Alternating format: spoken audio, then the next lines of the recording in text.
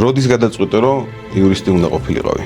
ყოველთვის ქონდა ინსტინქტი დაცვის ადამიანის. კითხვა დაგისვეს, ანუ კავენშიქს რა გინდა აქ ჩვენთან? კი. 3 წელი ვიმუშავე პროკურატურაში, იმ განცდით რომ შინაგანად პროკურორი არ ვიყავ. შემთხვევით დამნაშავე არ გაგვექცეს. განა შემთხვევით უდანაშაულო ადამიანი არ აღმოჩნდეს ციხეში. შვიდად ვარ სინდისის წინაშე შვიდად ვარ მაგუთხით. ბედნიერი ვარ. რაც გხსნობს ამ დროს პროკურორი? სიამოვნების განცდა არ იყო. ანუ გულწრფელად მომფამასაც რა. ქონია შემთხვევა დავლაპარაკები ვარ ოჯახს რაღაც საქმეზე და უბრალოდ აურა, აი ძალიან ცუდი აურა ვიგრძენი, ძალიან ცუდად ვიგრძენი თავი. არ ვიცი რატომ და უარი თქვი საქმეს არემოს. რა წარმოდგენა გქონდა და რა რეალობა დაგხვდა პროკურატურაში? აი, ეხლა გავიაროთ მეთქე საკითხი, მაგრამ 5 დღეში პროკურორი აღარ იქნება. ჩავადი, ადამიანმა უნდა აკეთოს ის, რაც უყვარს. მოგესალმებით, მე გახლავართ ადვოკატი ჯაბა კოჭლამაზაშვილი და ეს არის გადაცემა ადვოკატის კითხვები. დღეს მინდა რომ ვისაუბრო არა მხოლოდ კანონებზე, სასამართლო პროცესებზე და იურიდიულ ტერმინებზე, არამედ ადამიანზე. ჩემი სტუმარია ადვოკატი ნიკა სადრაძე, რომელმაც სასამართლო სისტემის ორივე მხარე საკუთარი თვალით ნახა. იყო პროკურორი, დღეს ადვოკატია და პარალელურად განათლების სფეროშიც მუშაობს. დაარსა საადვოკატო სკოლა, თავისუფალი პროფესიის თაობა. ნიკუშ, უღრმესი მადლობა დღეს ჩემი სტუმარი რო ხარ, მოხარული ვარ და დარწმუნებული ვარ რომ საინტერესო საუბარი შედგება ჩვენ შორის. კი ბატონო, მადლობა შენ, წარმატებები ჯაბა, გულწრფელად ჩვენს YouTube არხს და ბევრი ადვოკატი YouTube-ზე. აუცილებლად. მოდი, აი, სულ თავიდან დავიწყოთ რა. როდის გადაწყვიტე რომ იურისტი უნდა ყოფილიყავი? ან როგორ მოხდა ეს ყველაფერი? შენ გადაწყვიტე თუ შენს მაგივრად გადაწყვიტეს? აქტუალური შეკითხვა. ჩემს მაგივრად არა, გეტყვი აი საიდან რა ეპიზოდები მახსენდება სკოლის პერიოდში, მაშინ ჩვენ დროს არ იყო სკოლაში ესე არავინ არ შემოსულა და არ დაუწყია ლექცია ადვოკატზე. ეს რომელი წლებია? ეს არის 2004-5 წლები რა, მე 9-10 კლასში რო ვარ. მაგრამ ყოველთვის ქონდა ინსტინქტი დაცვის ადამიანის რა, ანუ სკოლაში იყო შემთხვევები, ალბათ ადრე უფრო ხშირად იყო, როდესაც კონკრეტული თანაკლასელი იჩაგრებოდა ხოლმე რაღაცა აბსურდული მიზეზების გამო და კოლექტიური თავდასხმის მსხვერპლი ხდებოდა და სულ იმისკენ ვიყავი, ვინც იჩაგრებოდა რა. და შენ თვითონ უფრო წესების დამცველი იყავი თუ მართლით დამრღვევი? როცა ჩაგავდნენ, გააჩნია, ხო, არა, ვარღვევდი კიდევაც. ვარღვევდი. ისე სკოლაში სწავლობდი, რომ წესის დარღვევაზე სერიოზული სანქციები იყო, მაგრამ ეგ უფრო მიზიდავდა. გასაგებია. მოკლედ, როგორც შესავალში ვთქვი, შენ პროკურორად მუშაობდი. კი. როგორ აღმოჩნდი პროკურატურაში? პროკურატურაში აღმოჩნდი 2013 წელს, მას შემდეგ, რაც ტელევიზიაში აღარ მუშაობდი, ანუ ტელევიზიაში დავანებე მუშაობას. მაგ საკითხსაც დაგვანებებინეს და რომ მორჩა ტელევიზიაში მუშაობა, ადვოკატთა საკვალიფიკაციო გამოცდები ჩავაბარე. და 6 წელი მქონდა ნასწავლი უნივერსიტეტში, მაგისტრატურის ჩათვლით, თბილისის სახელმწიფო უნივერსიტეტში. კითხვა დავუსვი ჩემ თავს, რომ კაი, ეს ცხოვრების მაგარი ეტაპი დამთავრდა. ხუმრობების წერა, ტელევიზია, სცენაზე გამოსვლა და შემდეგ და როგორც იურისტი რას გააკეთებ. რა თქმა უნდა, აი სულ ადვოკატობაზე ვფიქრობდი. მართლა ესე იყო გულწრფელად. უბრალოდ რომელიღაც საადვოკატო კომპანიამ რაღაც რაირი აბრევიატურით, აღარ მახსოვს, არ მიმიღო სტაჟირებაზე. უარი მითხრეს, ვიღაც გოგონამ დამირეკა და მითხრა, რომ ბატონო ნიკა, სამწუხაროდ ვერ აგიყვანთო და მეთქი რა ვქნა და შევიტანეთ პროკურატურაში საფუთები. ოღონდ ანუ იმედი არ მქონია არაფრის რა გავაგზავნებდი, მაგრამ ჩავაბარე გამოცდები, გასაუბრებები და ესე აღმოჩნდი.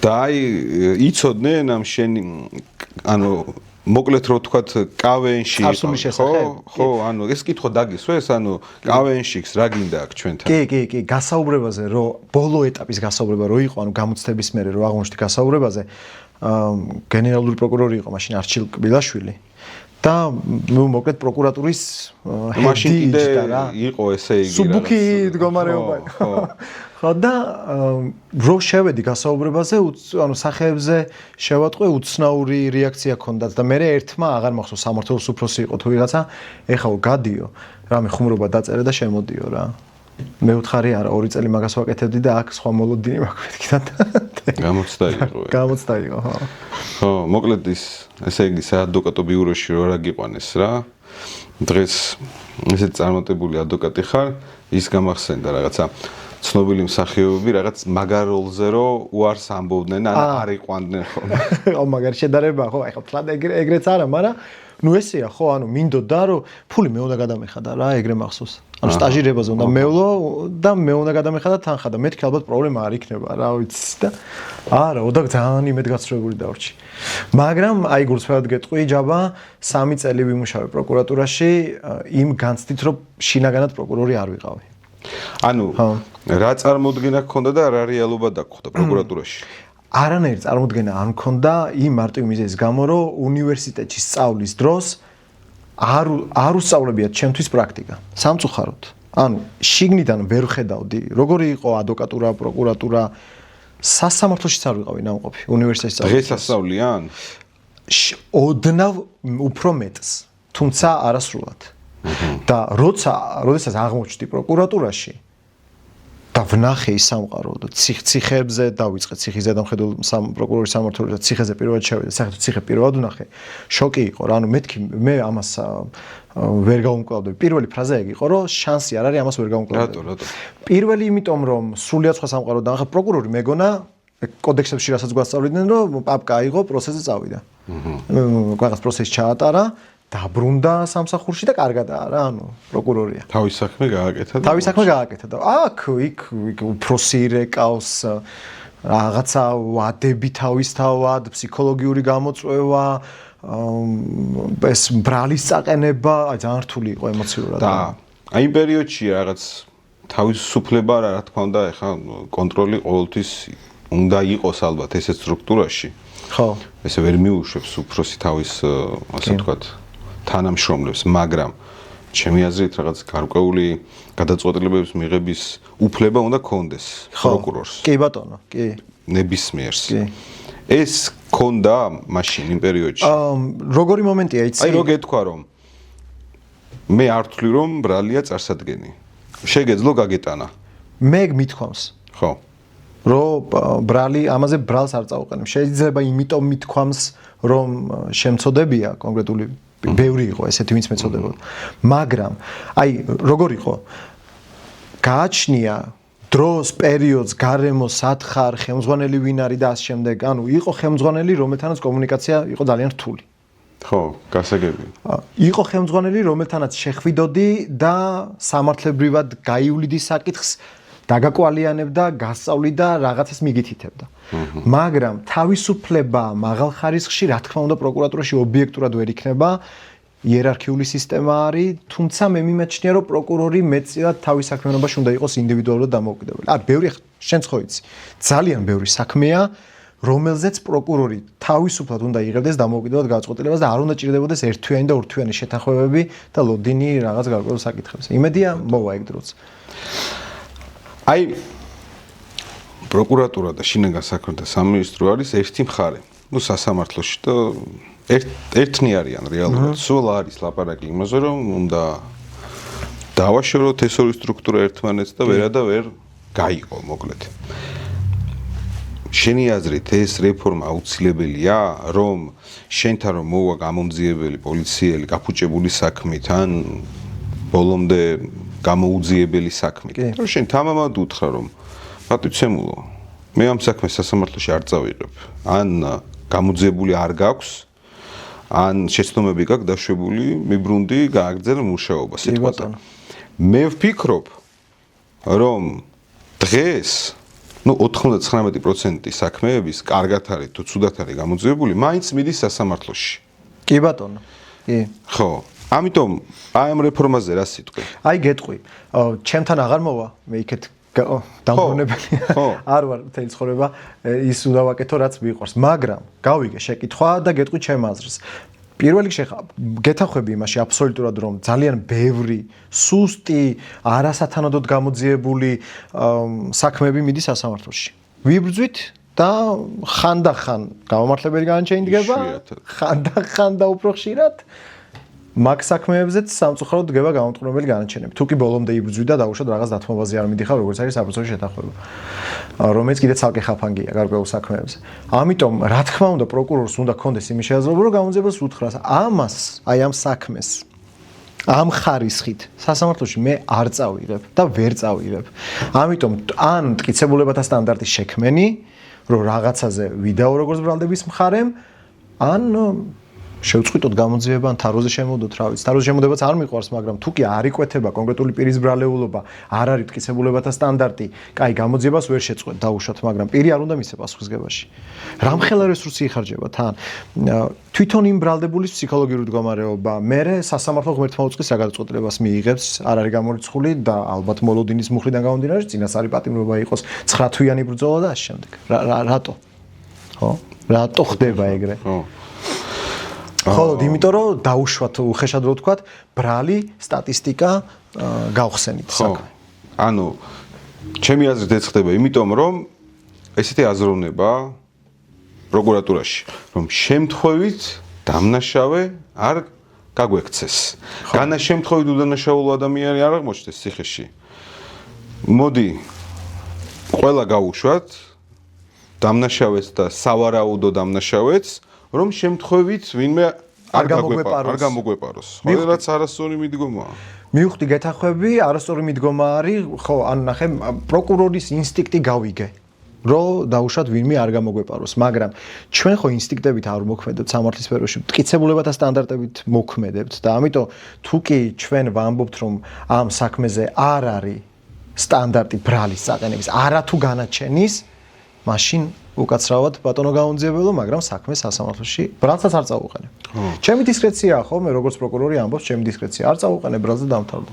მაგრამ ნახე, შორს ვართ ჯერ მაგ ეპოქისგან. ძალიან შორს ვართ, მე ესე ვფიქრობ, პრაქტიკაში გვაქვს ძალიან ბევრი საქმე. მე როგორი, აი ადვოკატისთვის როგორია ნახე. ბრალწაყენებულ საქმეზე იმის იმედიც არ აქვს, რომ ბოლომდე გამარჯვებით, ანუ ხედავ, რომ საქმე სუსტია, მტკიცებულებათა სტანდარტი არ არსებობს და სასამართლოში ხარ, მაგრამ წესით უნდა მოიგო. წესით, აი შენთვის რომ დადგე და საქმე შეხედო, კლიენტს მაგას ვერ ეტყვი. მე ამ საქმეს მოვიგებ, მაგრამ იქ მოსამართლეს ვის დაეწერება? მოდი თქვათ პირდაპირ, ამას აქვს დიდი მნიშვნელობა, ხო? ყველა ადვოკატმა იცის. ლატარია არის, ხანდახან საიძე რო შევდივარ თუ საინფორმაციოში, რომელ მოსამართლეს დაეწერება. არ გაქვს იმედი. მე გიწევს ან დათმობაზე წასვლა, საბრძოლო შეთანხმებას დათანხმდე რაღაც პირობაზე, რომელიც ისევ და ისევ შენი კლიენტის ინტერესების საწინააღმდეგო არის ობიექტურად. უბრალოდ სხვა გამოსავალი არ გაქვს. აი ამდენ პრობლემასთან მივდივართ. კაი, შენ გიწარმოებია საქმე, როცა იყავი დარწმუნებული, რომ ეს ადამიანი უდანაშაულოა. კი. და აი რა განცდაა მაშინ, აი ემოციურად როგორ უმკლავდები ამ ყველაფერს? მე ეს არ დამიმალავს და ერთადერთი საქმე იყო ესეთი სტუდენტებთანაც ნათქვამი მაქვს და რატო ვამბობ ესე ღიად და რატო მიხარია.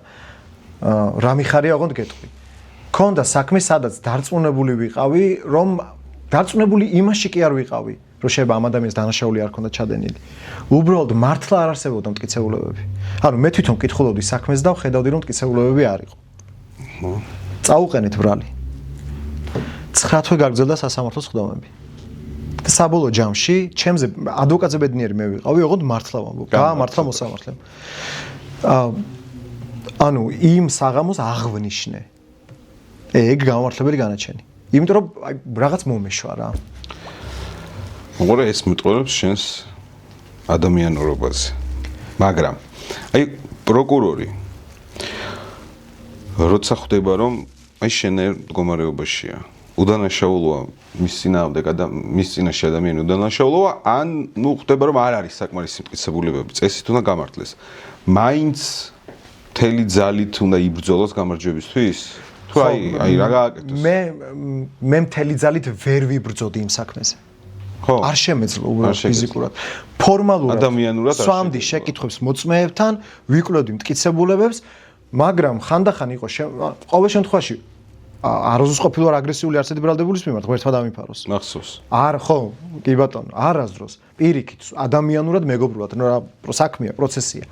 ამ საქმეზე უბრალოდ აი ფორმალურად ჩავატარე და მახს ბრალდებულის დედა დადიოდა ყოველთვის პროცესებზე და ერთხელ არ უთქვამ სუდის ძალიან ემოციური ქალბატონი იყო, მაგრამ ერთხელ არ უთქვამ სუდის სიტყვა, იმიტომ რომ ხედავდა, უყურებდა, რომ არ ვიყავი რაღაცა ის ორგანო თუ ადამიანი, ვინც აი იგრძნობოდა თვალებში, რომ უნდა დაესაჯა და გაუნტყობელი განაჩენი დამგანიყო. ეხა ხო მშვიდად ვარ, სინდისის წინაშე მშვიდად ვარ, მაგ კუთხით. ბედნიერი ვარ. რას დავაკვირდი, იცი? გამომძიებლებიც, რა თქმა უნდა არის რაღაცა კოლეგიალობა გამომძიებლებსა და პროკურორებს შორის, წეღარაც თქვი რომ თუნდაც გაფუჭებული საქმე პროკურორს მაინც მიაქვს, იმიტომ რომ უკაცრავად შეგვეშალა ძალიან დიდი ბოდიში და ეხ ვიღაცას გარეთ არ უშვებენ. კი. ხო, ანუ ადამიანი მეკითხება ხოლმე როცა შევალ დროებითი დაკავების იზოლატორში რომ ჯაბა უდანაშაულო ვარ, ანუ აქ რას ვაკეთებ, ხო გამიშვებენ არა და რაღაცნაირად ახსნა მიწევს რომ იცი რა ჩვენი სისტემა ეგრე არ არის მოწყობილი, ეხა არავინ არ მოვა შენთან და ბოდიშს არ მოგიხდის და არ გაგიშვებს. კი. ხო, და ამიტომ რაღაც სხვა გზები უნდა ვეძიოთ. და იმას ეუბნები რომ ემზადე დიდი ალბათობით წინასწარი პატიმრობისთვის რაც კიდევ უფრო შოკის დამტმელი არის. ხო, მე არაფერს არ გამოვრიცხავ, მაგრამ მოდი პესიმისტი ვიქნები ვიდრე ოპტიმისტი, ხო. აი ხა საქმეებში როგორ იცი? გამომძიებლები ცდილობენ პროკურორი დაარწმუნონ რომ ეს ნამდვილად დამნაშავეა. ბევრ საქმეში გამიგია ვიდეოებს უღებენ, ან აღიარებით ჩვენებას იწერენ, როგორც საქმეში არდებენ. რაღაცას აკეთებენ, რაც პირადად პროკურორს უგზავნიან, რომ ნამდვილად დამნაშავე ყავს ჩვენ დაჭერილი. ხო და პროკურორს ვეუბნები რომ ესე არ არის, აი დარწმუნებულია რა, რომ რას ამბობ. და ჩვენ ხო იმაშიც ვართ დარწმუნებულები, რომ ძალიან ბევრმა პროკურორმა შიდა სამზარეულოც არის. არ იცის, ხო? რაც ხდება საგამოძიებელ. არ ნახულობენ ბრალდებულს, არ ელაპარაკებიან. კი ბატონო. და რაღაცა ძალიან სტატისტიკურად უყურებენ რა. საქმე მეშვიდე საქმე, რომელიც ამ კვირაში დამეწერა და იმიტომ რომ თვეში შევა ჯამში იყოს 200. გაცითლებულია და უნდა გავამწვანო. და ყველაზე მთავარი მომენტები რაც არის ხოლმე, პირის დაკავება და პირველი საათები პოლიციის განყოფილებაში, სადაც ადვოკატიც კი არ არის. არა თუ პროკურორი. ეგ ხო პროკურორმა არ იცის იქ რა ხდება. არ იცის. კარგი. აი, მაშინ ახლა გამახსენდა რომ 3 საათი შეუძლიათ საერთოდ არავის არ შეატყობინონ ადამიანის დაკავების თაობაზე. ნუ ახლა იმაზე აღარ დავიწყებ საუბარს, სანამ ოფიციალურად დააკავებენ რეალურად დაკავებული როა და საგამოძიებელ მოქმედებები რომ მიმდინარეობს. ეს ამის შეცვლის ნება არ არის. არასრულწლოვანებში შეცვალეს, ხო? დაკავების თანავე უნდა შეატყობინონ. სრულწლოვანზე არა. გავიგე რომ არასრულწლოვანი მაგაზე კარგი რა არის, ხო? მაგრამ აი ანუ რა გინდა ამით თქვა სახელმწიფოს რომ არასრულწლოვანს თუ დავაკავებ, ეგრევე ვატყობინებ ოჯახის წევრს, მაგრამ სრულწლოვანზე 1-3 საათი მაცადე მუშაობა. და მეტიც. ხო. 3-იც და მეტიც. ანუ რა? გააჩნია როგორ ანუ ეს იმას ნიშნავს რომ მე ყველაფერს მოვასწრებ 3 საათში, ადვოკატის ან გამოჩდება ან არა. ხო, ადვოკატის გარეშე მინდა 3 საათი რომ ვიმუშაო. და მაგ 3 საათში ბევრი რამ შეიძლება თავდაყირა დადგეს და შეიცვალოს. გამოკითხავ, საგამოძიებელ ექსპერიმენტს ჩაატარებ, ნიმუშებს აიღებ. მორჩა. ხო, და მერე შენ როცა ერთვები ოჯახი გაიგებს, მერე შენ გაიგებ და უკვე იზოლატორშია, შედიხარ და გეუბნება რომ აი ჩვენებაც და თან როგორ ერკვევა. რაღაცაზე მითხეს, მოვაწერე ხელი. მე მქონდა შემთხვევა შევედი და ვერ შევდიოდი კარგ ხანს რა და ანუ ერთი ამბავი ავტეხი, იმიტომ ოჯახიც რო გიყურებს ადვოკატს, ანუ თვალებში იკითხება რომ პრობლემა მაგარი. რას აკეთებ და შენ უნდა აუხსნა რომ იცი რა არის, აი გვიმალავენ რა, გვიმალავენ. ეგ მაგ რეალობის წინაშე აღმოჩნდი, გავხდი ადვოკატი, მეც ჩემი პირველი ერთ-ერთი, ასე ვთქვათ, ადვოკატი გავხდი თუ არა, მეორე დღეს წავედი ციხეში და ხო, იქ ვისწავლე რაღაც, ბევრი რაღაცა, ხო? იქ აღმოჩნდი იმ რეალობის წინაშე, რაც ხდება ციხეებში. ხო და ერთ-ერთი პირველი საგამოძიებო მოქმედება ჩემი იყო, გამოკითხვაზე უნდა მივსულიყავი ვიღაცასთან, რომელიც იყო ერთ-ერთ სერიოზულ დაწესებულებაში. მოწმის სახით. არ მიშვებდნენ. მე მგონია ჩემი თავი ადვოკატი მოვდივარ, კაცო, რას ქვია, ორდერი მაქვს გამოწერილი და ეხლა კარებს გამიღებენ და რავი, ხალიჩას დამიფენენ, მაგრამ არ მიშვებდნენ. და რას ეუბნები ოჯახს? ხო და ისეთი უხერხული მომენტი იყო, ადვოკატი ამიყვანეს, არ მიშვებენ. და იქ, რავი, არ დავიბენ, ხა ჩემზე არ არის ეს გადაცემა და ყველამ არ უნდა შეეგუოს ამას. და ყველანაირი მეთოდები უნდა გამოვიყენოთ რა. რაც შეგიძლია უნდა გამოიყენო. ხო. მუქარა იქნება კანონის ფარგლებში პატრულის გამოძახება იქნება თუ რაღაცა რომ დაფიქსირდეს ეს მომენტი რომ არ გიშვებენ. რა თქმა უნდა, თან მაგ დროს შენ პიროვნული დაპირისპირება ხო არავისთან არ გაქვს. მე არ ვარ ის ადამიანი, რომ პიროვნულ დაპირისპირებაში გამომძიებელთან ვიღაც. მე მინდა რაც რისი უფლებაც მაქვს ის გამაკეთებინო. დროულად ვნახო, არ მივაცემინო ჩვენება რა. ჩემი უფლება არა, არ მივაცემინო ნიმუში. ოპონენტები ვარ ჩვენ, მე შეიძლება ხელი შეგიშალო ამაზე პრობლემა არ უნდა იყოს. ჩემთვის თავარი ჩემი დაცქვეშ ყოფ. არ გაძლევ ჩვენებას, არ გაძლევ ნიმუშს. არ მინდა საგამოძიებო ექსპერიმენტში მონაწილეობა. ჯერ მანახე საქმე, რასე დავები. ხო და იმას ვამოდი რომ შევედი და ჩემი დაცქვეშ ყოფ, მეუნება რომ ვაღიაროთო. შეღავათებს გააკეთებენო. არ არსებობს მეუთხარი ეგეთი. ანუ აღიარებას წინ არაფერი არ უდგას, მაგრამ შეღავათი ჯერ ვნახოთ რას გვედავებიან, საქმის მასალები ვნახოთ და მე შენ გულს თუ გაუხარდება ვაღიაროთ ყოველ დღე. კი ბატონო. მანამდე დუმი. კი ბატონო, კი ბატონო. კაი.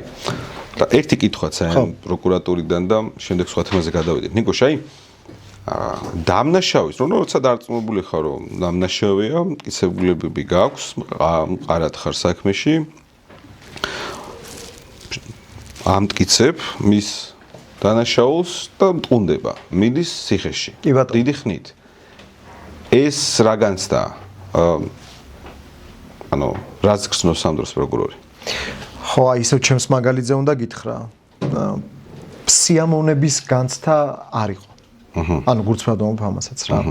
სიამოვნების განცდა არ იყო, ეს იყო უბრალოდ საქმე, რომელიც მორჩა. თუმცა ემოციურად გამძიმებს. მესმის დანაშაული და უმტკიცდა, შენ მტკიცებულებები მოაგროვე, აქეთ ხარ ეს დაზარალებულია და ასე შემდეგ. მაგრამ კიდევ ერთხელ ვამბობ, სწორედ აი ადამიანმა უნდა აკეთოს ის, რაც უყვარს. პროკურორი, როცა ხარ, უნდა გიყვარდეს შენი საქმე, რომ შენზე სხვა ემოციურად ცუდად არ იმოქმედოს, დიდმა სასჯელმა, ვიღაცის ციხეში გაშვებამ, არ ამგონია რომ ვინმეს ეს სიამოვნებას ანიჭებს. ზოგადად ეს სასიამოვნო პროცესი იყოს, როდესაც პროკურორი ხარ, გიყვარს შენი საქმე, მაგრამ ციხეში უშვებენ ადამიანს წლობით. არა, ალბათ სიამოვნებას უნდა განიჭერდეს, რომ შენი საქმე კარგად გააკეთე, პატიოსნად გააკეთე, ობიექტურად და აქ ჩაკეტე საზღვარი. იმის იქეთ უკვე სხვა თემაა. მე ესე ვფიქრობ რა. კი ბატონო. და აი რა იცის ოფილმა პროკურორმა მართლმსაჯულების შესახებ, რაც საზოგადოებამ არ იცის. რთული შეკითხვაა. შიდა სამზარეულოს გულისხმობ. სიმკაცრეზეა მოთხოვნა, მოთხოვნილება არის სიმკაცრის თუ არა? ხო, მე ნამდვილად ვერ გეტყვი ჯაბა, ეხლა რა სიტუაცია არის. ჩემ დროს ხო არ იყო მსგავსი მოთხოვნა, ესე მე არ მიგრძნია რომ ნიკოლოზ შენ კაცრი უნდა იყო. არავის არ უთქვამს ესე და სხვათა შორის მინდა ისიც თქვა რომ ძალიან გამიმართლა, ხშირ შემთხვევაში გამიმართლა კოლექტივში. და ადამიანებში ვისთანაც მომიწია მუშაობა. გენერალურშიც და ვაკეშიც. ძალიან ბევრი იცოდნენ რა ჩემი ხასიათი და სურვილის არ ქონა მაინდა-მაინც შინაგანი პროკურორად ყოფნის, სამართლებრივად თუ ემოციურად ძალიან ბევრი ადამიანი მეხმარებოდა. გვერდში მედგა. მაგრამ აი გეტყვი მაგალითად რა ზოგადად რას ვაწყდებოდი ხოლმე ყოველთვის. მე თავისუფლების ხარისხს ვცდილობდი იქაც დამეცვა.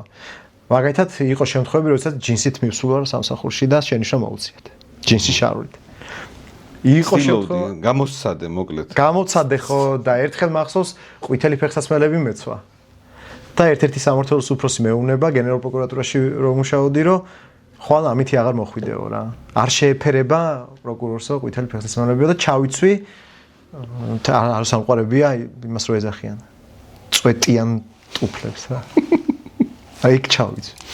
საშინელებაა. თან პროცესზე სიარულია, მაშინ არ გვიწევდა. ისეთი სამმართველო იყო და მაგას ვერ ხვდებოდი რომ რა მნიშვნელობა აქვს თვითონ შიგნით სამსახურში რა ფერის ფეხსაცმელი თუ აი რა მნიშვნელობა. ანუ იქაც უნდა ხო, უნდა დრესკოდი, აი დრესკოდს არა რა. და ეგ ერთი, მეორე თუნდაც ჯინსით რომ მიხვიდე, ეხლა არ ვიცი ხო, არის წვერებზეც პრობლემა იყო. კი, წვერებზე იყო ყოველთვის პრობლემა, მაგრამ როდესაც თავარი პროკურორი გამოვიდა ერთხელ წვერით პარლამენტში თუ არ ვცდები, იმის მერე ხედავდი უკვე პროკურორებს. დღეს რამდენია? და ხო მაგარია. ვისაც რა უნდა, ხო არანაირი პრობლემა და მე მქონდა მაგაზე პრობლემა. ხო, ნუ ცოტა ალბათ უნდა მოუაროს პროკურორმა. ეხა ესე და ტიბეტელი ბერი ვერ იქნები, მაგრამ გასაგებია. კაი, კიბეტურ და ბერებს აწვერები არა. მოკლედ, აი, როდის და რატო გადაწყვიტე, რომ დროა წამოსვლის და გადმოხვედი ადვოკატურაში? ზუსტად მახსოვს ის ანუ მივდიოდი ეტაპად და წამოსვლამდე. ანუ რამე მოხდა თუ უბრალოდ დასახული ქონდა ეს თავიდანვე? თავიდანვე ქონდა დასახული. კი, როგორც წეღან. ხო, ეტაპებად. დასახული მე ქონდა. კი სტაჟირებას გავივლი, წამოვალ, მაგრამ მე დავინიშნე და კაი, გამოცდილებას მივიღებ, გავიდე 1 წელი, წელიწადნახევარი, ეს ძალიან რთული მომენტია ადამიანისთვის. რაც არ უნდა შინაგანად მე არ გინდოდეს დაუშვათ ყოფნა და რაღაცა რთული მომენტია, იმიტომ რომ ეჩვევი, რაღაცა სტაბილურობა, ხო, კოლექტივი, რომელიც კოლექტივი, კი, ზუსტად. მაგრამ ჩემთვის ვამზადებ, უნდა წავიდე. ამას ვამბობ კიდევაც, რომ უნდა წავიდე. ამბობ. კი, ნუ ისე იცოდნენ კოლეგებმაც, რომ ბოლომდე დიდხანს ვერ გავჩერდებოდი. ვეუბნები მეგობრებს იმას, რომ მალე წავალ და მალე გამოვიდა. მართლა 3 წელი ბევრი არ არის. სტაჟირების ჩათვლით გამოვიდა რომ 2 წელი ვიყავი პროკურორის 1 წელი სტაჟირება. ანუ იმ პერიოდზე საუბრობთ რომ ადამიანი, ესე იგი რომელიც ამბობს რომ მე უნდა წავიდე მალე ადრე თუ გვიან, უნდა გავხდე ადვოკატი, მაგრამ შენდამი დამოკიდებულება არ იცვლება, არც უნდობლობა, არც იმის განცდა რომ რაღაცას გააფუჭებ, მიაფუჭეჩებ. ესე პირდაპირ არ ყვიროდი მივდივარ მეთქი, მაგრამ მეტყობოდა ყველაფერზე, რომ არსებობენ და ძალიან ბევრი გაცილებით ჩემზე მაღალი დონის პროფესიონალი პროკურორი მუშაობდა, ვინც მართლა ამ სამსახურის იყო დაბადებული. მე მეტყობოდა რომ ამოვარდნილი ვიყავი კონტექსტიდან. რეალურად. და როგორ გადავწყვიტე ის მომენტი, შვებულებაში გავედი, ზღვაზე ვიყავი ბათუმში, საღამო საათები არის და 5 დღეში უნდა დავბრუნებულიყავი, ავიღე ტელეფონი და უფრო სულ ეკავ, 5 დღეში ბრუნდები შვებულებიდან, განცხადებას წერ და მივდივარ თქო. და პოლიციის უფროსმა დამირეკა იმ საღამოსვე რაღაც თემაზე და დიდი სიხარულით უთხარი რომ კაი, ეხა გავიაროთ მეთქი ეს საკითხი, მაგრამ 5 დღეში პროკურორი აღარ ვიქნები. კარგი. წამოხვედი პროკურატურიდან, გახდი ადვოკატი. ანუ ყოფილ პროკურორს უჭირს ადვოკატის როლის მორგება თუ პირიქით? უადვილდება. ვიღაცებს უჭირთ? ხო. ხო იცი რომ უჭირთ? ხო. ძალიან რთულია. ადამიანის დაცვა მარტივი ამბავი არ არის. მაგიტომ მე ადვოკატი, მე საერთოდ არ მიყვარს ფრაზა ვადვოკატობ. იმიტომ რა შევს ადვოკატობ. შენ თუ აირჩიე ეს გზა და ადამიანს იცავ, შენ ადამიანს იცავ ყოველ დღე, ყოველ საათში და არა 6-მდე და 7 საათამდე. ამიტომ ადვოკატობა არ არის სამსახური. ადვოკატობა არის შინაგანი ემოციები და განცდა. და ეს უთხრა საკუთარ თავს მე ადამიანს ვიცავ და ამისთვის ყველაფერს გავაკეთებ და ბევრ ამის გვერდზე გადავდებ. ეს ბევრს უჭირს. განსაკუთრებით იმ ადამიანებს, ვისაც მეორე მხარეს ყოფნა უყვარდა ყოველთვის. ეგრეა. უბრალოდ მე არ გამიჭირდა, იმიტომ რომ მე ამისთვის ზად ვიყავი. და პირველი საქმე რო ავიღე, ძალიან გამიჭირდა, ოღონდ სხვა კუთხით, აი პრაქტიკის კუთხით ავიღე და უცებ დავიბენთან გახმაურებული საქმე იყო. და ძალიან დავიბენი, მეთქი რა უნდა გავაკეთო, როგორ ვიმოქმედო. ეხლა რა ხდება? მაგრამ შინაგანად ვიცოდი რომ ის ადამიანი ვიზეს მითხესო დაიცავიო, აი ყველაფერი უნდა გამეკეთებინო რომ ბოლომდე მის გვერდით ყოფილიყავი. ეს ამთავარი. ეს თუ არ გაიაზრე, ადვოკატობა იქნება სამსახური. სამსახური არ არის. ხო მეთახვები. ეგრეა. ბატონო, გეთახვები. ნიკუშ, აი ამას სტუდენტები გვეკითხებიან ხოლმე. ხშირად რომ რა გზნობაა, როცა იცი რომ დანაშავეს იცავ. აი უთხრათ ხალხს რა გზნობაა და რატომ უნდა დავიცვათ დამნაშავეებიც. ხო. მაგას სტუდენტები გვეკითხება. სტუდენტები და ზოგადად ადამიანები. ზოგადად, ხო. მოდი, რატო ის სტუდენტებს ხო რაღაც არჩევანი იდეალური წარმოდგენა აქვს რაღაც რომანტიკული რომ გახდებიან ადვოკატები, დაიცავენ უდანაშაულო ადამიანებს და გამოუშვებენ ციხიდან და ასე შემდეგ და ასე შემდეგ, მაგრამ შეიძლება ჩვენს გქონდა ხო ალბათ. ძალიან ხშირად იცი, როდესაც დამნაშავეს იცავ? კი ბატონო. ხო. გასაგებია. მაგრამ მე გეკითხები, როცა იცი რომ დამნაშავეა. ავიღოთ მოცემულობა, რომ ვიცით. ვერ გეუბნება და თვითონაც გეუბნება. ხილვაც ქონდა რომ დამნაშავეა. გამოცხადება. მე ამაზე მაქვს ესეთი პასუხი. და კრიტიკის მსხვერპლიც გამختار ვარ. ამის გამო.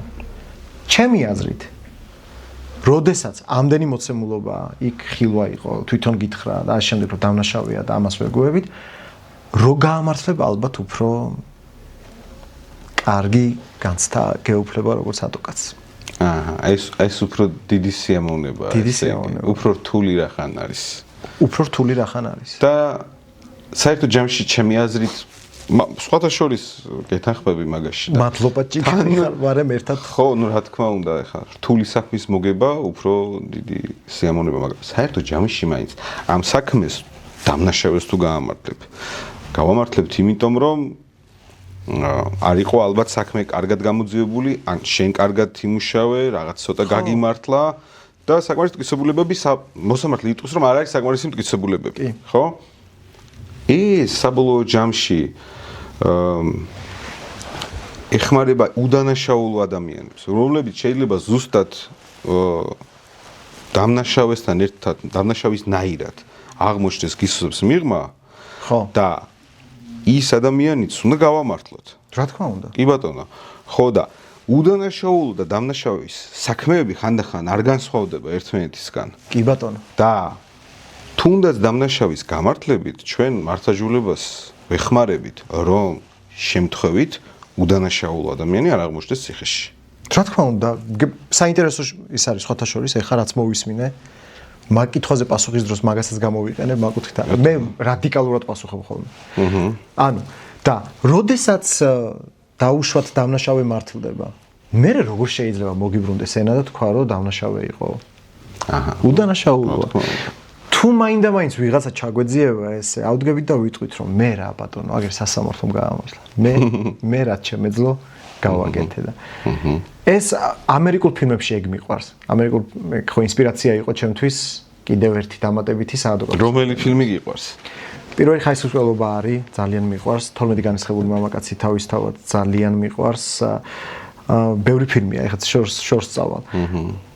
რეალური, ყველაზე რეალური რომელია? რეალობასთან ახლოს. ეხლა იქ ნუ მაინც ჰოლივუდია და ხანდახან ჩარჩოდან გადია. რეალობასთან ახლოს არც ერთი არ არის, უბრალოდ. ნახე, ის არის კარგი ადვოკატმა რო იცის, აი ეხლა ჩვენ საუბრობთ, ვის იცავს? უბრალოდ ჩვენ რო ვიცით მაყურებელმა, ვის იცავს, ადვოკატმაც იცის და ბოლოს აყენებს შედეგს, რომელიც აი ძალიან მაგარია რა. ეგ უდანაშაულოს რო ამართლებ და როგორ შემატკირო მთელი ფილმი, ეგეც კარგი განცდა არის. აი ეგ მაკედან მოდის ეს ყველაფერი, რომ ჩვენთვის ადვოკატებისთვის ადამიანი დასაცავი პირი არის დასაცავი პირი, მის სტატუსს, მნიშვნელობას, დანარჩენს არაფერს აზრი არ აქვს. ის ხო გეუბნება, იყავი ჩემი ადვოკატი, იბრძოლეთ ჩემთვის. იბრძვი მისთვის, ვისაც უნდა, რაც უნდა ის თქვას. აბარა. და არის ნუ ვიცით რომ ადამიანი მანამ სანამ არ დადგება მის წინააღმდეგ გამამტყუნებელი განაჩენი იცვლება უდანაშაულოდ. მაგრამ და ამ ყველაფერს კათოლიციზმით რაც ვისაუბრეთ, არის საქმეები რომელსაც არ იღებ? ან გულისხმობ აი კონკრეტულ ბრალდებას მაგალითად. კონკრეტულ ისევ სტუდენტის შეკითხვა. ხო, ეგ რა სტუდენტების შეკითხვები რომ ამოვიღოთ. ვიცი, საითკენაც მიდიხარ, რა მიმართულებითაც და რომელი მუხლებისკენ, ეგეც ვიცი. მაგრამ აი არ მქონია ეგ მომენტი.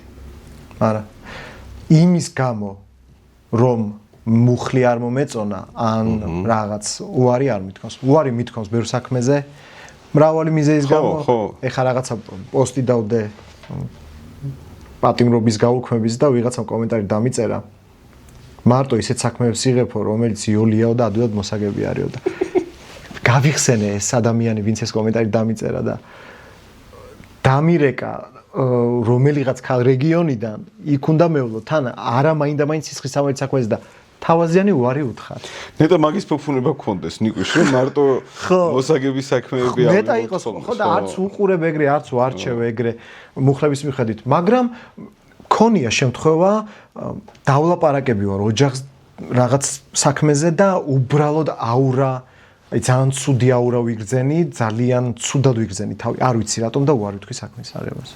ქონია ეგ შემთხვევა. ვერ გამომტყუნებს ვერავინ. ხო. ისი არა, ვიცავ ყველას ბოლომდე. შენსავით, გურწმენად. გაიხარე. ნიგუშ.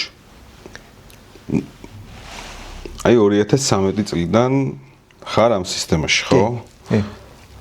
ჩემი დაკვირვებით, ეხლა ზუსტი სტატისტიკა რო არ შემეშალოს არ მოვიყვან, იმიტომ რომ არ ვიცი საბოლოო სტატისტიკა, მაგრამ გამამართლებელი გადაწყვეტილების რაოდენობა თუ არ ვცდები იკლებს. კი.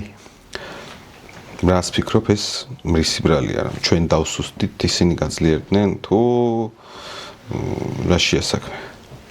კარგი კითხვაა და აბსოლუტურად გეთახვები, რომ იკლებს რაოდენობა. ჩვენ ადვოკატთა კორპუსი არ დასუსტებულა. მე მგონი უფრო ძლიერდებით. კი. ანუ იმიტომ დავსვი ირონიულად ეს კითხვა. ხო, მესმის, მიგიხდი. მაგრამ თქვათ, ეგ ძალიან მაგარი ადვოკატები, ახალი თაობა მებრძოლი მოდის, ვიღაცა მიდის. თან კონკურენცია იმხელა რომ გამორიცხულია რომ მაგრები არ ვიყო. ხო, მაგას ვამბობ რა, შენ თავსაც ხო ეუბნები რომ ამ ტემს უნდა გაუძლო, რაც ეხა დღეს ხდება. თუმცა ბევრი ვერ უძლებს, მათ შორის ახალგაზრდა და ირჩევს სხვა გზას. ღმერთმა გაუმარჯოს, სადაც ბედნიერია იქ უნდა იყოს. ეს ალბათ ყველაზე მეტად და ერთადერთი პრობლემა არის სასამართლო. და მოსამართლეები.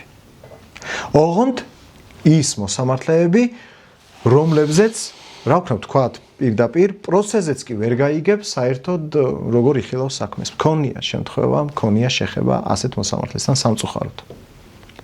არ ვიცი ამას ჩასვამ თუ არ ჩასვამ, მაგრამ შენც ხო იცი რომ არსებობენ მოსამართლეები, რომლებიც ალბათ სოფლიო დონის და კლასის არიან და ჩვენ გვყავს საქართველოში ასეთი მოსამართლეები, შენც კარგად იცი მათ შორის ვიზე ვსაუბრობ, მაგრამ არსებობენ მოსამართლეები, რომლებზეც მე ვისურვებდი, რომ მათ სხვა გზა ერჩიათ პროფესიაში.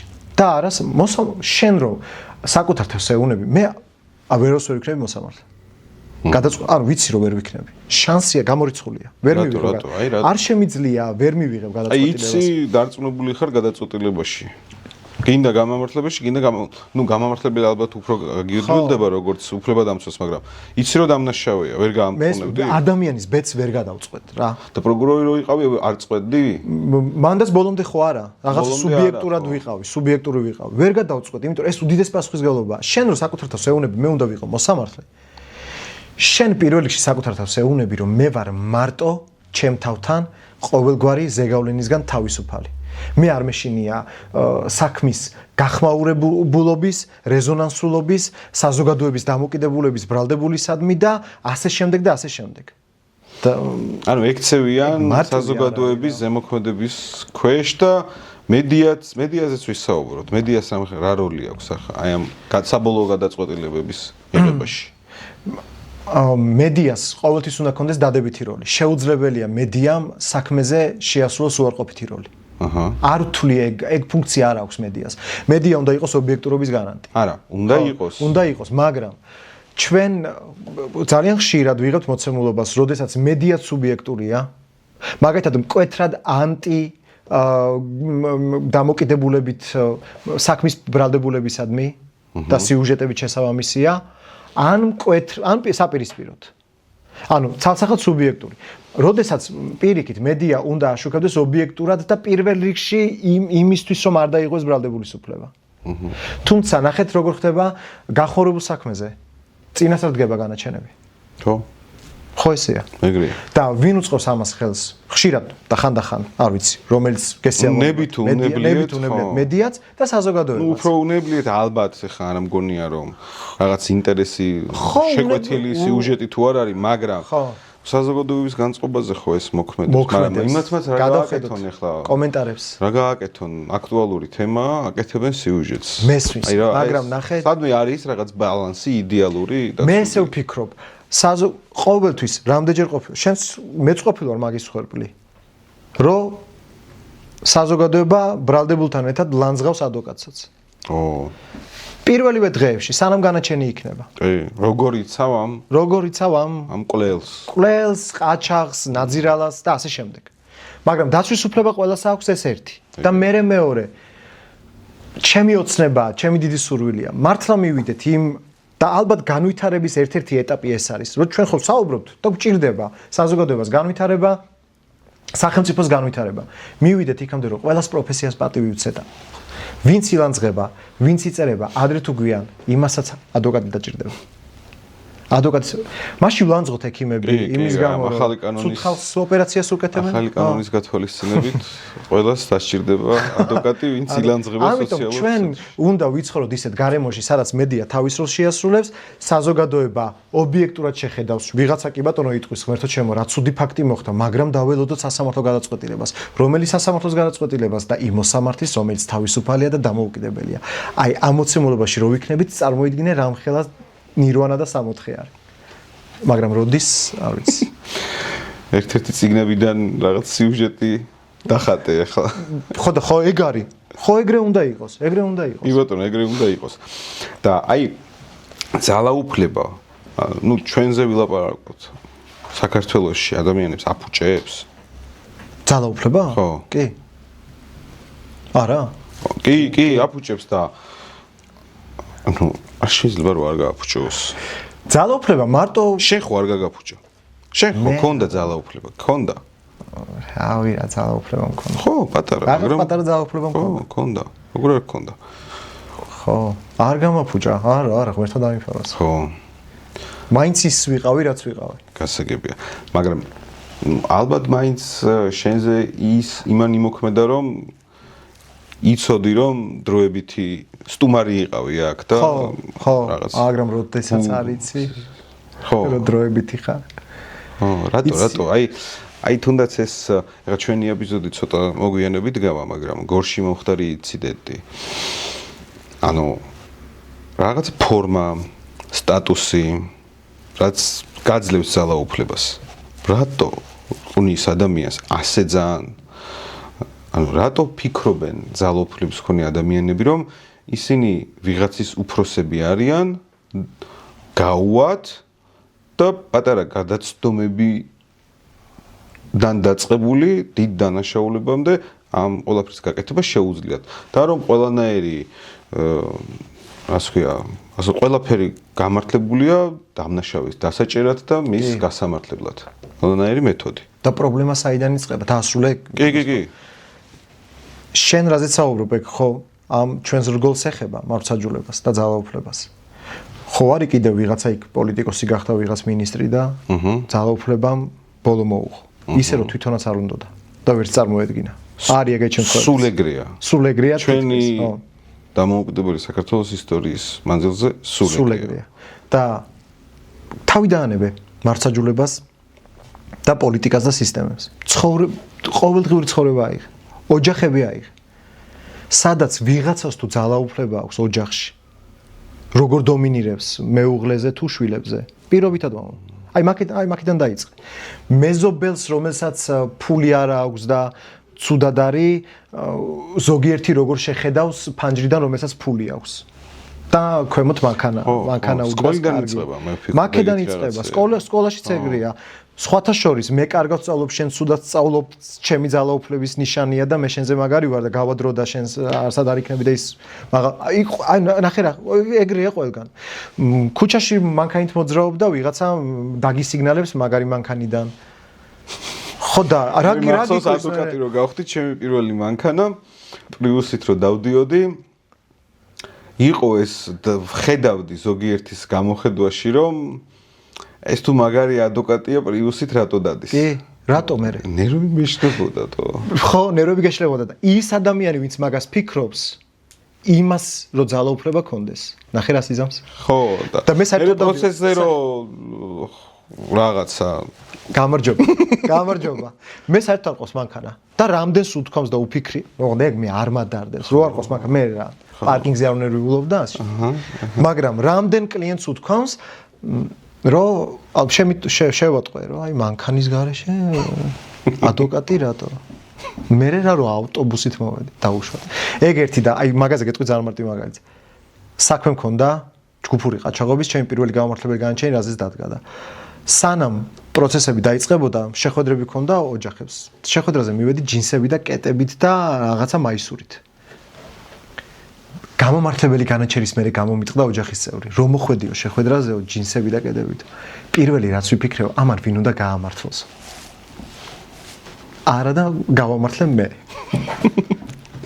გასაგებია. მაკედან იწყება ჯაბა და მაგიტოა მე რომ ვიღაცა ანუ ამ პირველ საბჭილებას არ აქვს მნიშვნელობა ჩვენ სფეროში? აქვს ოღონდ ყოველთვის ხო არ იქნები მაგაზე ორიენტირებული პირველი საბჭილება მოახდინო. მე ჩემს თავში დარწმუნებული ვარ ყოველთვის ყველგან და არ ვცდილობ ვიღაცებთან ვცდილობ ვიღაცასთან არ ვცდილობ პირველი საბჭილება ხანდახან მღლის ეგ. აი მაგ ყალიბში საკუთარი თავის მოქცევა მღლის ხანდახან რაც ვარ ის მინდა ვიყო რა და იმითი წავიდე და მაგ ძალაუფლების გორის თემა ახსენე და ზოგადად სისტემის. აქედან რო იწყება ანუ სისტემა აფუჭებს ადამიანს თუ ადამიანი აფუჭებს სისტემას? ანუ აი გაჟღერდა რომ 19 წლის ბიჭია ერთ-ერთი ბრალდებული ხო? ანუ სისტემა. რავი, ერთ-ერთი პირველი ალბათ ის ქონდა საგამოძიებო მოქმედება დავარქვათ ამას, დაკავება და ნუ გადაწყვიტა რომ ესე მოქცეულიყო. რატო? მე გეტყვი ახლავე.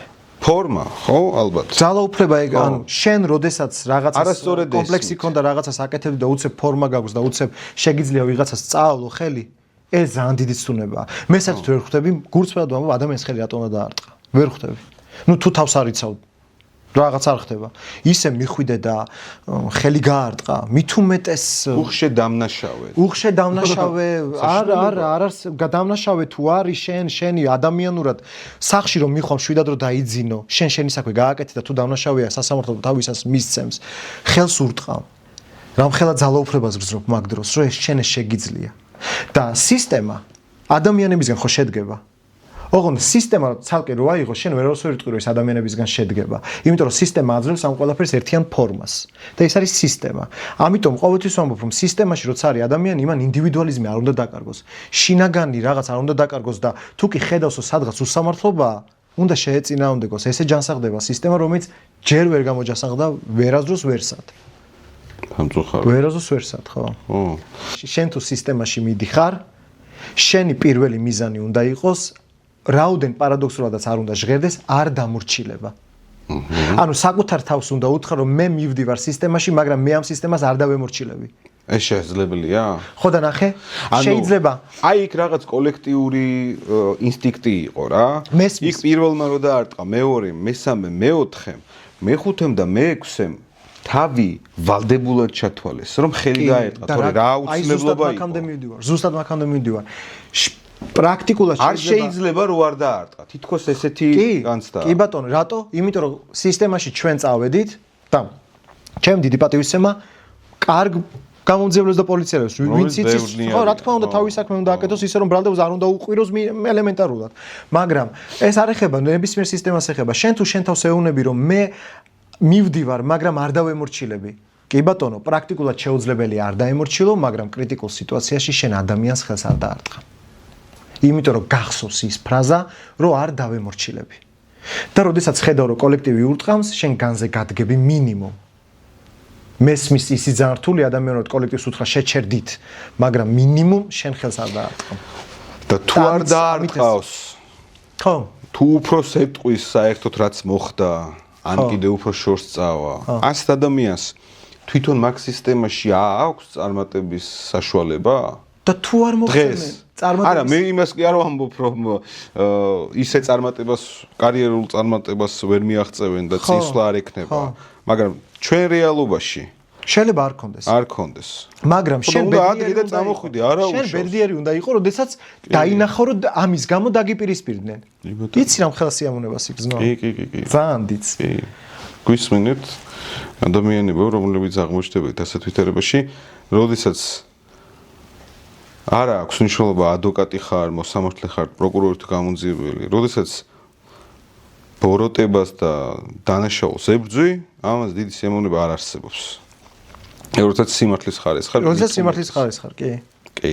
საყოველთაო ამნისტიაზე რას ფიქრობ? ნუ ადვოკატი ხარ, ადვოკატი ვარ, ნუ ალბათ მომხრე ხარ, მაგრამ აი ავხსნათ გასაგებიანით, რატომ, ანუ მე ფიქრობ რომ ეთანხმები, მაგრამ თუ არ ეთანხმები, ეგეც მითხარი.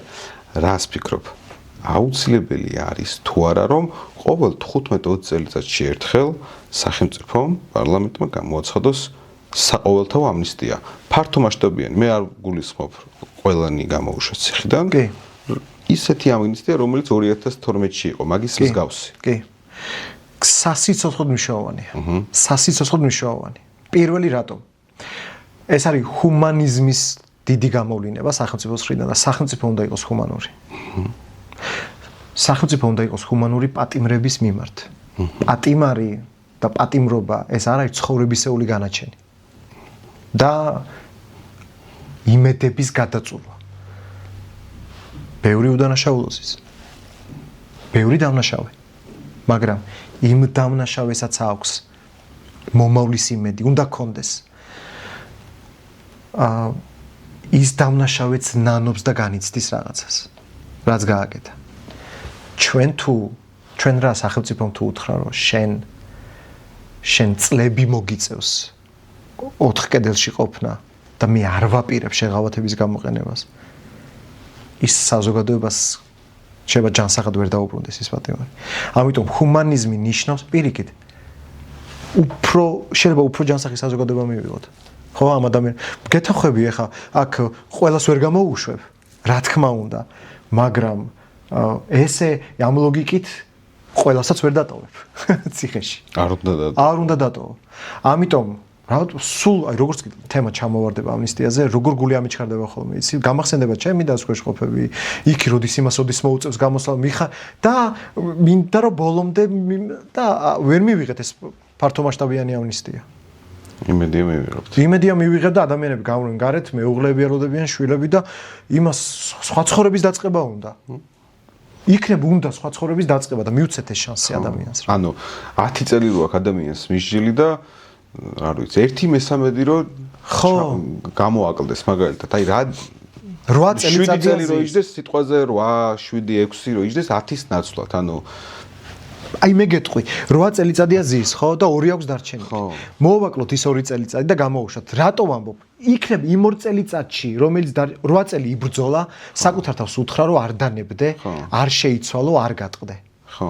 იმ დარჩენილ 2 წელიწადში გატყდა. რატო გვინდა რომ ბოლომდე იყოს? გამოვუშვათ. თან იმ ფონზე, როდესაც ეს უდოს კომისია არ მუშაობს წესივრად, არაფერი არ მუშაობს რა, მაგ კუთხით. არ ვიცი რატო ხდება ესე. მე ველოდები ფართომასშტაბიან ამნისტიას და უნდა ვიაქტიუროთ ამ კუთხით. გაიხარე.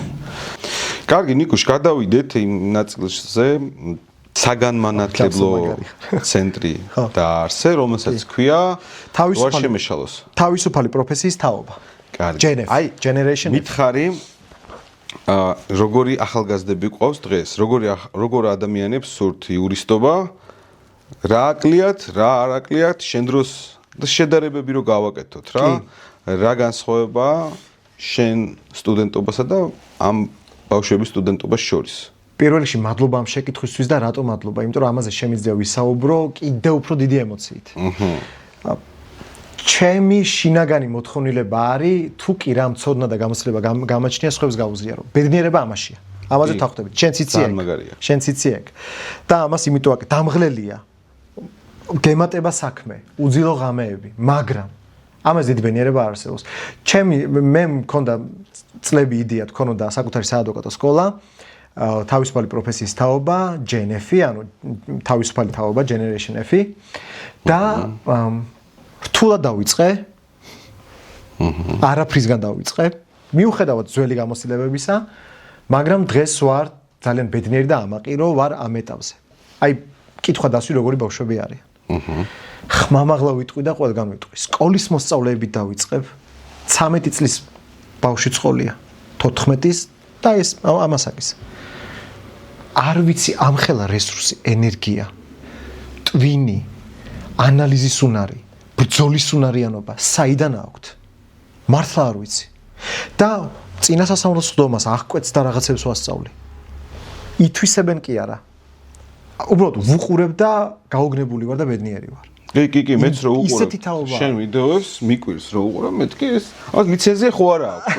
ხო, ამ 13 წლის ბავშვმა ბარბარე არის. ჩვენი კოლეგის შვილია. თამუნა გაბოძის. 13 წლის იყო. ეხლა 14 წლის მეორეჯერ რომ მოვიდა, უკვე 14 წლის. აღკვეთ ღონისძიებაზე პროცესი ჰქონდა, ადგა. ისე ილაპარაკა ნახევარ საათი. სხვებიც გვეკითხებოდნენ რომ ეს ბავშვი 13 წლის, მე რო 13 წლის ვიყავი, რა ვიცი. ახვეძე ბერს ლაპარაკობდი? რო გახდი ადვოკატი?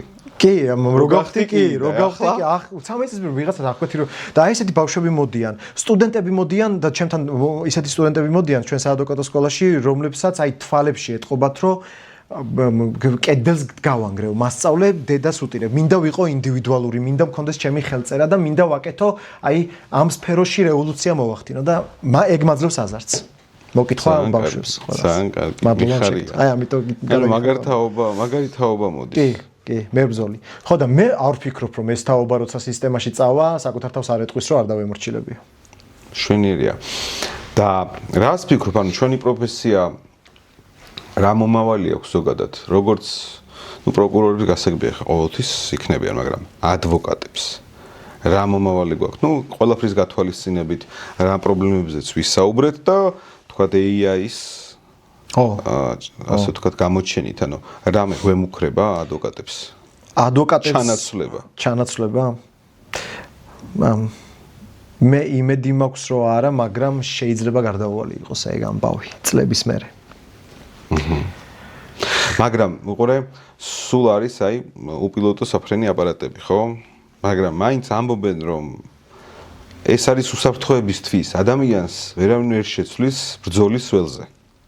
მაინც ესეთი განცდა მაქვს, რომ ვერანაირი ხელოვნური ინტელექტი ვერ ჩაგონაცვლებს, იმიტომ რომ აი მაგალითად ჯვარედინი დაკითხვის დროს, აი გამორიცხულია, შექმნა ისეთი სუპერკომპიუტერი ხელოვნური ინტელექტით, რომელიც რაღაც მომენტში გაჯობებს. შეიძლება გაჯობოს, მეტი ცოდნა, მახსოვრობა და რაღაცა მეგაბაიტები და გიგაბაიტები კონდეს, მაგრამ აი იმ მომენტში რაღაც შეიძლება ისეთი კითხვა დასვა ადამიანმა, რომელმაც საქმე დაანგრიოს და იმან შეიძლება ვერ შეძლოს. მაგრამ გეტყვი ჩემ აზრს. ხელოვნური ინტელექტი რა დონეზეა უკვე დღეს ხვდებით და მე ბედნიერი ვარ მაგათი რომ ამ ეპოქაში ვცხოვრობ. ძალიან მაგარია. და იმასაც ისიც ვთქვათ რომ გარდაუვალია ტექნოლოგიური პროგრესი და ესე ძალიან მაგარია. ხვალდაზე ფრინავი ობიექტების ხილვა იქნება ძალიან მაგარი. action. მაგრამ შენ რასაც ამბობ რომ შეუძლებელია ჩაანაცვლოს, აი თუნდაც ეგ ჯვარედინი დაკითხო რომ ხელსიამუნება ადვოკატისთვის ამ ხერა ის არის აზარტი. ჩაანაცვლოს ამ შემდეგ. მაშინ ადამიანი უნდა დარჩეს ადამიანად. ნახე რას ვამბობ? თუ სწორად გამიგებ და შეიძლება არ დამეთანხმო. ხელოვნური ინტელექტი ვითარდება, ტექნოლოგიური პროგრესი წინ მიდის, ადამიანი არ უნდა დაეცეს თვითონ რობოტის დონეზე. თუ კი ჩვენს ღირებულებებს დაუკარგავთ, მაშინ ხელოვნური ინტელექტი ძალიან მარტივად ჩაგანაცვლოს და დაკითხვაზე ჩვენზე უკეთ გააკეთებს. და მოსამართლე შეიძლება ჩაანაცვლოს ხელოვნურმა ინტელექტმა. მათ შორის მოსამართლე შეიძლება ჩაანაცვლოს. кейსი მიეცი, უკეთესებულებები მიეცი, ჯაბსონ მე არ მინდოდა ესე პირდაპირ მეთქვა, მაგრამ ზოგიერთ გადაწყვეტილებას, როცა ჩვენ ვკითხულობთ, ხელოვნური ინტელექტი უკეთესად დაწერდა. ეს ფაქტია. ყოველ შემთხვევაში არ შეეშლებოდა რაღაცეები. ამიტომ ადამიანი უნდა დარჩეს ადამიანად და დადგეს თავის დონეზე, თავისი ღირებულებებით და მისცეს საშუალება ხელოვნური ინტელექტის განვითარების და ერთმანეთთან დაპირისპირებაც არ შეიძლება, თორე ცუდად დამთავრდება. კარგი. ფული იშოვება ადვოკატურაში. რა მაგარი შეკითხვა. რა საინტერესებს ხალხს? ბავშვებსაც. დღეს რითი მოვედი? იცი რა? ჩვენს პროფესიაში რა არის თავარი? ფულის გამო არ მოწახვიდე, მაგრამ ფული იშოვება. თუ კი შენ, თუ მოინდომებ. ბოლომდე იბრძვი. კლიენტს არ ატყუებ. ხო. გარანტიებს არ აძლევ. შენ შესაძლებლობებს მაქსიმალურად იყენებ და ხარ მართალი პირველ რიგში საკუთარ თავთან. მაშინ შესაბამისი შედეგიც გექნება მატერიალური კუთხით. ოღონდ სტაბილური და მუდმივი. თუ კი სხვა მიზნები და გეგმები გაქვს, მაშინ შეიძლება ერთჯერადად და ორჯერ სამჯერ რაღაც ფული იშოვო, თუ ფული იშოვებას ვამბობთ. მერე ვერ. მაგრამ გადაინტერებ ვიღაცას. აი ზეღარაც ახსენე, პირიქით მგონი გარანტიებს ვინც გასცემენ და სამწუხაროდ ასეთებიც ხშირია ჩვენ პროფესიაში. კი. ეგ ადამიანები ფინანსურად პატიოსან ადვოკატებზე უფრო კარგად არიან, მაგრამ ეს ჩემთვის სასტიკად მიუღებელია. ანუ კონკურენციას უწევ ადამიანს, რომელიც კლიენტს გარანტიას აძლევს, წარმოიდგინე. და შენ ეუნები რომ მე ვიბრძოლებ, მაგრამ გარანტიას ვერ მოგცემ. კი, მე და შენც და ზოგს უნდა გარანტია, მაინც პოსტსაბჭოთა ქვეყანა ვართ, იმას გარანტიები უნდა. არის ის რომ არ შეიძლება გარანტიის მიცემა და შეუძლებელია რომ გულწრფელად მარტო ეუბნებოდეს. პოსტსაბჭოთაზე არა, ის იმ მომენტში ფიქრობს, ოღონდ ღერთოჩემო ჩემი ოჯახის წევრი გარეთ იყოს. ხო. მაგ დროს თან ძალიან დიდი ცდუნება არის გარანტიის მიცემა და როცა ის ამას ისმენს, ის ყვება ამ ცდუნებას. ღმერთმა დაგვიფაროს ჯაბა, თორე ჩვენ მე რამდენჯერ ქონია შემთხვევა და მათ შორის შენც გექნებოდა. მე გულწრფელად მithქვამს მოსული ადამიანისთვის, რომ იცი რა, გარანტიას ვერ მოგცემ. მე ბოლომდე ვიბრძოლებ, მაგრამ რა იქნება? ეს არ ვიცი. და მადლობა უთქვამს და წასულა. კი ბატონო. და გულში ალბათ გაუფიქრებია, ეს რისი ადვოკატია, რისი გამკეთებელია. კი ბატონო, ეგრე ჯობ. თავიდან წინდა. ფიქრობდი რა ვქენი ისეთი. მე მირჩევნია. კი ბატონო. ოღონდ ხანდახან ვაყოლებ ხოლმე ფრაზას, მაინც. იცით რა, ქალბატონო ბატონო. მე კი ესე გეუბნებით, მაგრამ არ ამგონია ვინმემ გარანტია მოგცეთ. თუ კი ვინმემ გარანტია მოგცათ, აი გთხოვთ რომ ეს პროკურორობის პერიოდში მიგიცია დაზარალებულისთვის გარანტია, რომ დამნაშავეს პასუხისგებაში მისცემდი. არასდროს. მოკლედ. თან ისეთი საქმეები გადმომებარა, მე რომ მახსენდება, დაზარალებულების რიგი იდგა ოთახთან. წარმოდგენა არ ხოდა რა უნდა მეკეთებინა და მით უმეტეს ვეუბნებოდი რომ აი რა ვიცი, რა შემიძლია, თუ რამე შემიძლია, გავაკეთე. ხო, მაგრამ აი დღევანდელი პროკურატურა ძალიან არის დამოკიდებული დაზარალებულზე.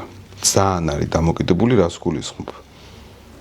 თუ დაზარალებული მე მესმის დაზარალებულების და გინდა პატარა საქმიდან დაწყებული, გინდა ძიმე საქმეები დასრულებული. მესმის ითხოვს სამართალს, ხანდახან ცოტა სამართალზე მეც ითხოვს დასჯას. ხანდახან იმის დასჯასაც ითხოვს, ვინც არ არის დამნაშავე, იმიტომ რომ დაზარალებულია. შეიძლება ოჯახის წევრი აღარ ყოს. კი. აი როგორ უნდა გაუმკლავდეს პროკურატურა ამას? ესე მარტივია, ეს შენ როგორც თქვი, რომ იცი რა, მე არ ვიცი რა შედეგი დადგება, მე ჩემს საქმეს გავაკეთებ. მაგრამ დაზარალებული რომ მოდის პროკურატურასთან და აქციას მართავს. ხო. ძალიან მესმის. დღეს პროკურატურა შეუძლია დაზარალებულს უთხრას, რომ მე ვფიქრობ, რომ ეს არ არის მაგალითად მკვლელობა, ეს არის გაუფრთხილება, სიტყვაზე ვამბობ. ან ეს არ არის ჯგუფური მკვლელობა, ეს არის ჩვეულებრივი 108 მუხლი, ბრჭყალებში მარტივი მკვლელობა, ძალიან დიდი ბოდიში, მაგრამ თქვენს მოთხოვნებს ვერ დავაკმაყოფილებ. ეს შეუძლია დღეს. ჩვენ ემოციური ქვეყანა ვართ. საქართველოში ადვოკატობა ალბათ ერთ-ერთი ყველაზე რთული არის ემოციურობიდან, ჩვენი მენტალობიდან გამომდინარე. ადვოკატობაც და პროკურორობაც და ამ შემდეგ, იმიტომ რომ მით უმეტეს დღევანდელ ეპოქაში სადაც საზოგადოებრივი აზრი და ზოგადად საზოგადოებრიობა და საჯაროობა და ყველაფრის სოციალური ქსელები და ამ შემდეგ დიდ გავლენას ახდენს. ამიტომ რა თქმა უნდა, მე მაგიტომ იდეალური მოწყობა იქნებოდა ის, როდესაც ყველა თავისუფალია გზეგავლენისგან. როგორც ადვოკატი, ხო ძალიან ბევრჯერ შესულხარ დაზარალებულის მდგომარეობაში. როცა პირიქით იმას იცავ, ვინც დაუშვათ ვიზეც ამბობენ, რომ დამაზარალაო. შევსულ ვართ. განგვიცდია და ყველა საქმეზე ესეა. ადამიანურად შეუძლებელი არ განიცადო მისი ტკივილი, ცრემლი და ასე შემდეგ შეუძლებელია. მე აროს არ გამიკიცხავს დაზარალებული. როცა ბრალდებული ვარ, დაზარალებული მეწოდება, როცა დაზარალებულს ვიცავ. ხო. ბრალდებული მეწოდება ხოლმე. კი ბატონო, აი ზუსტად ესეა. მაგრამ აკეთებ შენ საქმეს, რომ იმიტომ რომ უნდა დაიცვა, იმიტომ რომ იქნებ უდანაშაულოა, იქნებ ის არ არის და ამ შემდეგ, მაგრამ აროს არ გაგვიკიცხავს დაზარალებული. ეს ამთავარი. და არ გვითქვამს, რომ რა ცუდი ადამიანია, როგორ ყვირის და წივის ჩემი კლიენტის საწინააღმდეგოდ, არ შეიძლება. შენ აკეთე შენი საქმე. პროკურატურამაც უნდა აკეთოს თავის საქმე. და თავისუფალი უნდა იყოს ზეგავლენისგან. ისევ როგორც სასამართლო უნდა იყოს თავისუფალი ყველა პროცესზე, როდესაც ხედავს რომ მესაც დაზარალებული ესწრება, რომ ეჩება ყვირის, ტირის და მესმის მისი, მაგრამ სასამართლო უყურებს საქმეს, უყურებს მხარეებს, უყურებს მტკიცებულებებს და არა ემოციებს. მიუხედავად იმისა, რომ ადვოკატები ყველაზე ემოციურები ვართ, მაგრამ ესეც იმიტომ, რომ ჩვენი პროფესია ესეთი. მაგრამ მოსამართლე ვერ იქნება ემოციური. და ამიტომ ამბობ, როცა ამ გზას ირჩევ, საკუთარ თავს ხომ დავთხოვ, ვერ ვიქნებ ემოციური და თავისუფალი უნდა ვიყო ზეგავლენისგან. მაგრამ არის ესე? არ არის.